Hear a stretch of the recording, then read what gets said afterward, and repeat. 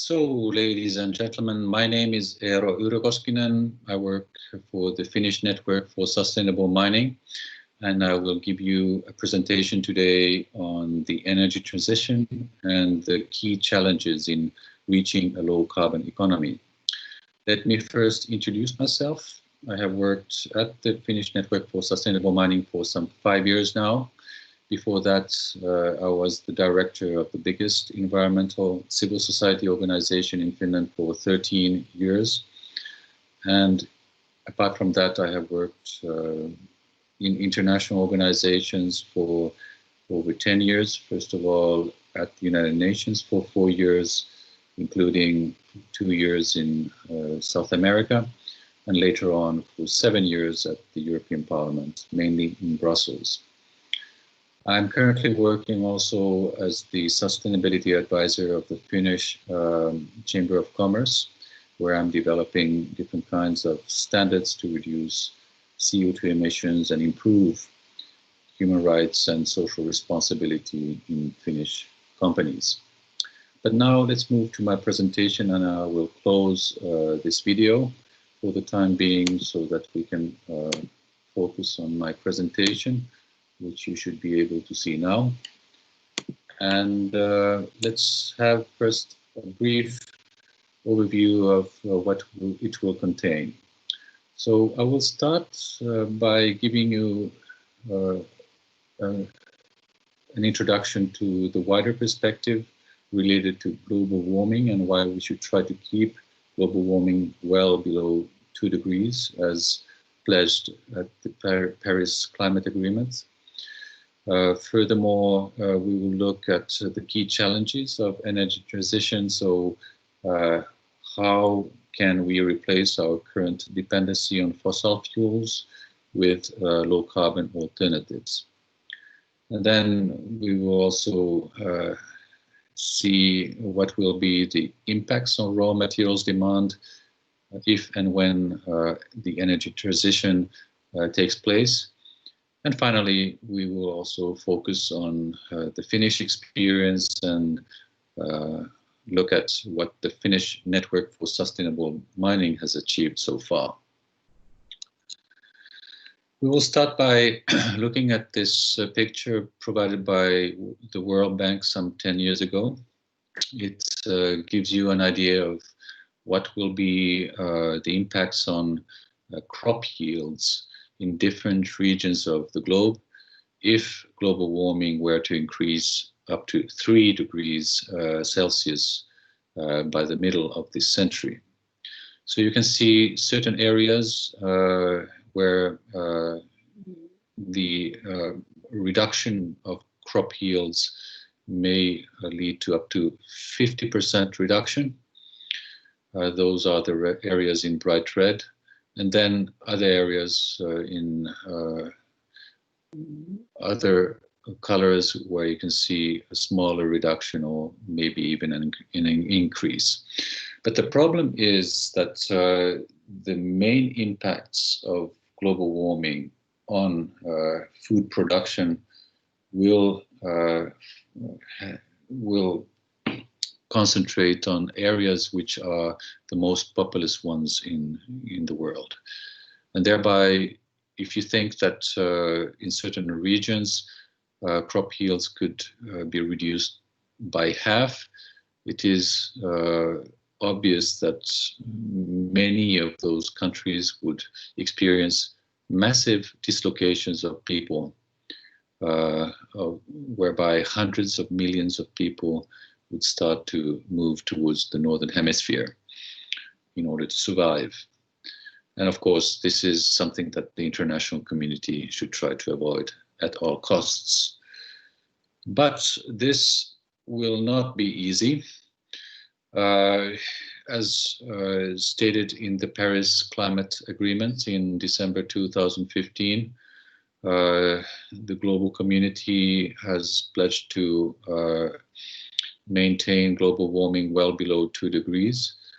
In order to achieve this, we should be able to reduce our CO2 emissions by up to 80 to 100% by the middle of this century. And this in turn would require that we would replace current dependency on fossil fuels with low carbon alternatives. But what would that imply in terms of raw materials demand? I will come back to that issue in a minute. But first, let's look closer to a few examples. In this case, the energy consumption in the United States. I apologize that this presentation is slightly outdated. This picture is from 2012, but it gives you a rough idea of the major dependency on fossil fuels of the US society. So different sources of energy are represented here per sector. And as you can see, gasoline represents already 1/4 of overall energy consumption in the United States, whereby motor and aviation use gasoline. Then you have natural gas, which is widely used in residential, commercial, and industrial purposes. Furthermore, there's the use of diesel for road, rail, water transport, and so on. Only a small slice, which is here pictured in orange, which represents biomass and biofuels, can be clearly seen, but apart from that, all of the rest basically is depending on fossil fuels. Then you have a separate slice, which represents the production of electricity, again, depending on which source of energy. And there you can see that natural gas and coal represent over 60% of the production of electricity.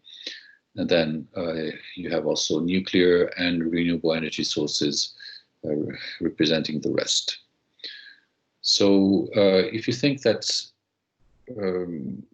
basically most of the energy which is currently consumed should be replaced by low carbon alternatives, you understand the sheer magnitude of the challenge that we are facing.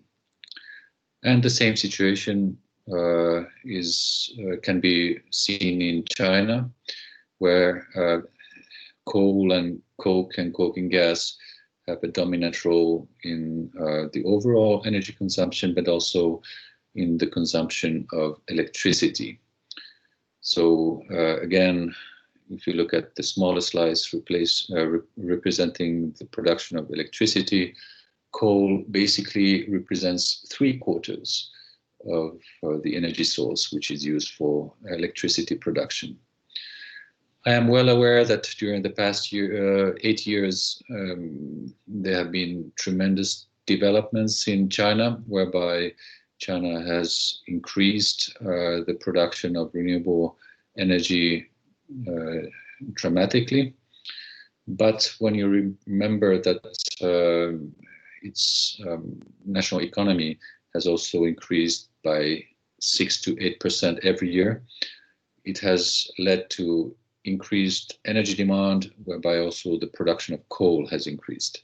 So roughly, I would say that the situation has not greatly improved in China either. Now let's look finally to the German example. This one is from 2018, so it's relatively up to date. Again, you can see a similar dependency on fossil fuels, whereby coal, lignite, oil, natural gas represent altogether some 79% of their overall energy consumption, and then nuclear 6% and renewables the remaining 14 or 15%. Now the problem in Germany is that apart from the 79% representing fossil fuels, they have also pledged to phase out the use of nuclear power in 2022, whereby altogether Germany needs to replace up to 85% of its current energy consumption with low carbon alternatives. And this should take place in the next few decades. So you understand that this is maybe the biggest challenge that our societies have faced during the history of humanity, but it's also absolutely vital that we move forward in decarbonizing our societies if we want to maintain our activities on a sustainable basis. The World Bank has recently produced a report looking more closely to the mineral intensity of the energy transition, meaning what kind of raw materials will be needed if and when we phase out the use of fossil fuels and replace them by low carbon alternatives. And according to the World Bank, the demand for certain minerals such as lithium, graphite, and cobalt will increase fivefold by 2050 compared to the current situation. So an increase which is tremendous compared to the current use of these raw materials. Another problem is that China has a dominating role in the production of many of these commodities, especially aluminum, nickel, copper, zinc, tin, steel, and lead. And this, of course, is of some concern to other countries that clearly will need to move forward in decarbonizing their societies, but need the relevant raw materials in order to replace the use of fossil fuels. Thereby, we should first of all decide whether we want to promote domestic production or outsource these activities to third countries. Personally, I am convinced that every nation should do its utmost in producing those raw materials that are available on its soil. But of course, in each case, always secure also the social, environmental, and climate concerns that may be related to these extractive activities. And this is where we come to the Finnish experience. The Finnish network for sustainable mining generated from the fact that we had a mining boom in the beginning of this century. It was something that was experienced all over the world, but also in Finland, whereby there were lots of investments in mining and exploration activities, and in some cases also led to some environmental accidents.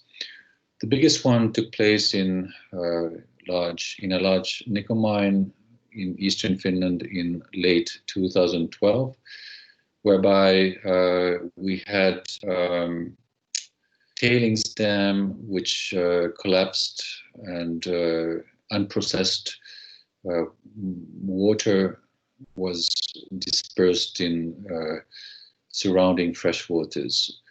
This was a major event in Finland because we had not experienced anything similar during the past few decades, and obviously the Finnish public felt that in a modern society like Finland, this is not acceptable.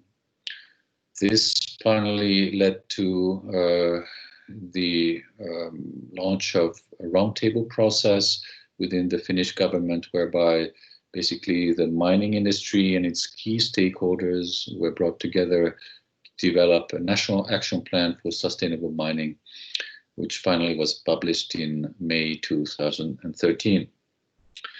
This action plan contained some 35 proposals, and two of them suggested that Finland should set up a platform for cooperation between the mining sector and its key stakeholders to develop different kinds of new sustainability standards, and also try to avoid further social and environmental impacts caused by mining activities. This exercise was then led by the Finnish Innovation Fund Sitra, which took the lead in introducing the network by inviting key stakeholders to its board. The picture that you can see in this slide represents the establishment of the network, which took place in May 2014 in a small mine in Tyturi in southern Finland. And on the left-hand side, you can see the current members of the Finnish network for sustainable mining. So apart from the mining industry, you have two environmental civil society organizations. You have the representation of the labor union through the Finnish Metal Workers Union. You have some regional bodies representing Lapland, which is in northern Finland.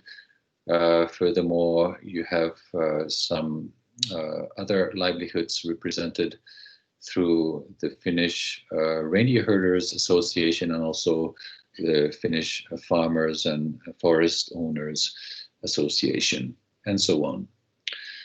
The network has been chaired by Hannele Pokka, who worked for a long time as the permanent secretary of the Finnish Ministry of the Environment. The organization has been hosted by the Finnish Mining Association, which has taken care of its finances. And the board, as explained, has been equally represented by the mining sector, civil society organizations, other livelihoods, and then local stakeholders. The specialty of this platform for cooperation is that it's based on voluntary action and self-regulation of the mine sector. And one thing that should be also pointed out is that all decisions taken in the board have been based on consensus. So unless there has been a consensus, the board has not moved forward. But I'm happy to say that we have not had such situations so far, and we have been able to produce a number of important instruments that have now been implemented within the mining sector. So on the bottom of this page, you can see the 5 different groups that have been produced. So we have, first of all, a toolbox for local actions, which is a presentation on best practices in the mining and exploration sector. Basically, what are the different aspects that need to be taken into consideration before you move into the field. Then we have produced a corporate social responsibility tool so that most of the Finnish companies nowadays can report on an annual basis on their activities in Finnish in one and same model. Furthermore, we have produced separate sustainability standards for the mining and exploration sector. I will go through that in a minute in more detail. And of course, we have also prepared common rules and regulations for our activities.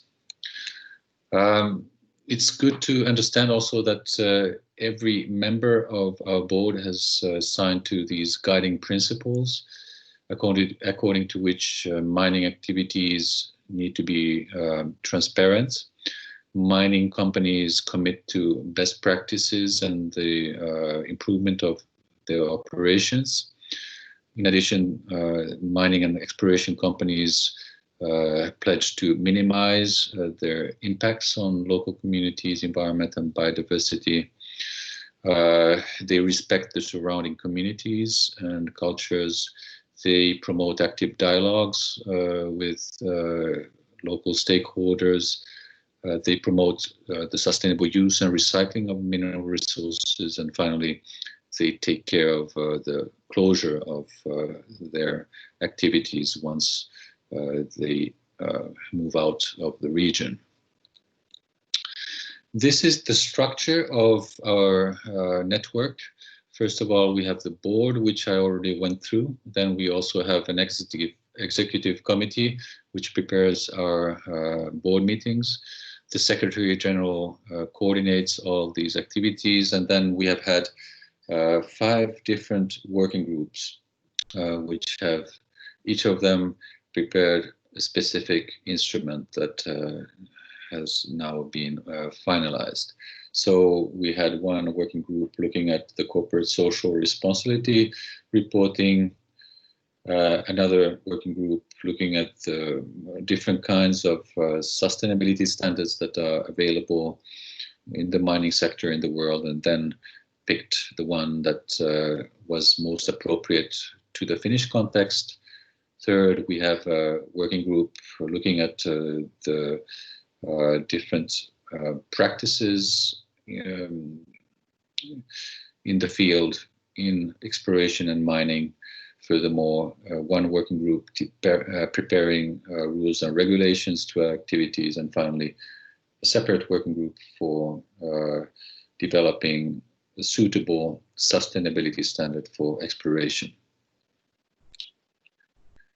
Now, in terms of the mining standard, I was personally leading the working group looking at the different options that were available.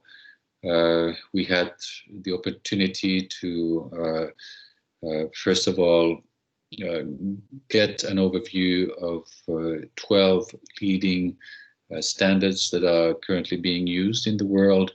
And then from those ones, we picked the one that seemed most appropriate to the Finnish context, meaning the Canadian model towards sustainable mining, TSM. Now, the advantages of this Canadian model is that, first of all, it's a dynamic sustainability standard, a bit like credit rating, where in the Finnish case, the lowest level is represented by what national legislation requires from the mining industry. And then every mining company that decides to implement this standard pledges to try to reach at least level A, if not further double A or even triple A. So this clearly is something that makes quite a difference compared to many other sustainability standards, where you need to, of course, reach a certain level, but it is not required to develop any further. The Finnish standard is a dynamic one and requires that you constantly try to improve your activities. Companies that implement this standard need to report on an annual basis on the development and implementation of the standard, and then every 3 years there's an external audit in order to verify that all the results that have been previously reported are correct.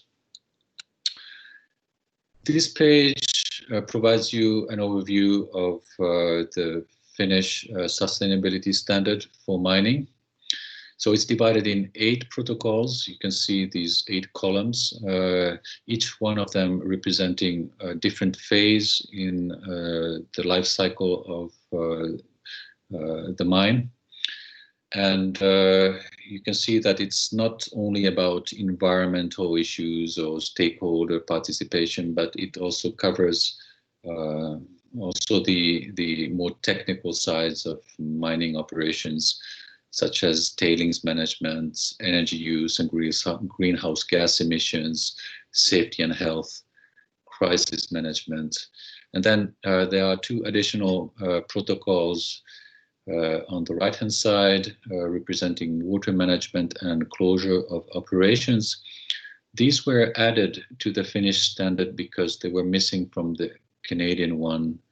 And we felt that based on the experience that we had from Talvivaara and the environmental accident that took place in this large nickel mine in eastern Finland. Water management was of crucial importance and needed to be looked at in more detail. Similarly, the closure of operations, which was missing from the Canadian model, was added to the Finnish model. So you need to understand that, of course, we picked the Canadian model, but then we modified it into so that it would be applied in the Finnish context, taking into account our national legislation and so on. And then we added these two protocols so that it would cover also those parts of mining activities which we considered as of major importance. Each one of this protocol is divided in different numbers of evaluation criteria. So in some protocols there's only 3, but some there's up to 5 evaluation criteria, and every evaluation criteria then has separate levels that need to be reported. And this is something that is now being implemented in Finland in at least half a dozen of mining companies, and I'm happy to inform you that also many others are already looking at this sustainability standard and planning to implement it as well. So you may wonder what has been the achievements of this Finnish network for sustainable mining. Well, first of all, I personally believe that it has been of major importance that we have had this platform for interaction between the mining industry and different stakeholders to have these unofficial discussions between different parties to express your concerns and also take into account the others' opinions. This is something that does not take place in public discussions, and I'm convinced that this has improved trust between different stakeholders and the mining sector, so that we have been able to promote these different instruments. In addition, we have been able to produce a common approach to the mining and exploration sector, so that in the future, hopefully all of these companies will be operating in a similar way, improving cooperation and shared interests between the industry and its key stakeholders. What comes to the mining industry itself, of course, we have been able to provide new tools. First of all, for corporate social responsibility reporting. Previously, all of these companies reported based on different kinds of sustainability standards, and often to their headquarters abroad, whereby it was quite difficult to compare their activities at a national level. Nowadays, this CSR reporting is done in Finnish on common grounds, whereby it's relatively easy also to see how they have evolved in their activities. And furthermore, as explained previously, we have been able to produce these best practices for local actions, the so-called toolbox for local actions, which has been relatively popular. And finally, we have developed these new sustainability standards for mining and exploration, which is of major importance if you want to develop the sustainability of their activities on a constant basis. So in a nutshell, we have provided some added value both to the mining sector, but also to the public at large, because we have these new instruments that can be looked at on our webpage, and also compare the mining and exploration sector, how they have evolved their activities and how they're behaving at the moment. What comes to the future prospects, it is clear that we need to maintain the independence of the network as it is. That's the only way to improve the sustainability and trustworthiness of the mining and exploration sectors. Furthermore, we will continue to promote the implementation of these instruments by disseminating these materials to the corporate leaders, personnel, and subcontractors in the mining sector. We will try to ensure the commitment of our member organizations through different kinds of joint events that we have already organized. So they can be seminars, public events on mining, resource use, and nature conservation.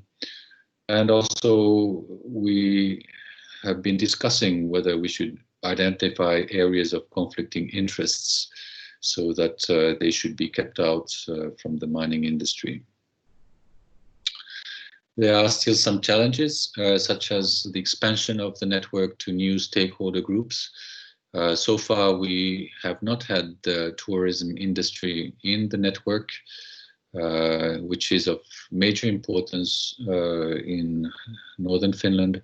Similarly, the Sami people have left the network after we had very good cooperation with them during the first year and a half, and we would very much look forward to having them again on our board to take into account their concerns whenever mining or exploration is discussed in northern Lapland. And we need to ensure the transparency and openness of our activities. So whenever there's an audit or self-evaluation of these mining or exploration companies, they need to be dealt with openly in our board, and then we will produce a summary of the results also, which will be published on our website.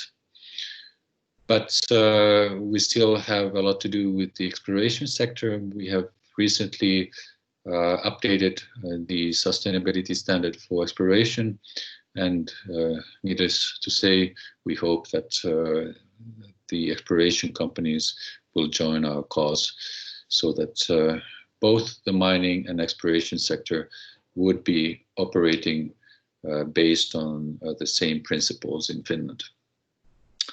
So, ladies and gentlemen, this was my presentation for today. Needless to say, I'm available if you have any further questions. Here's my email address and also my phone number. Feel free to contact me if you have any further questions. And of course, you will find most of our documents also in English on our website, kaivosvastuu.fi. But needless to say, many of the documents and articles published on that website are in Finnish, but on the right upper corner of the website, you will certainly find a link to the English documents, so that I would strongly suggest that you go back to website if you are interested in our documentation. And now I come back to the video itself. It was a pleasure giving you this presentation. I hope it will be of some use in your future work. And as explained previously, if you have any further questions, feel free to contact me and I will try to answer your questions. Thank you very much and goodbye for now.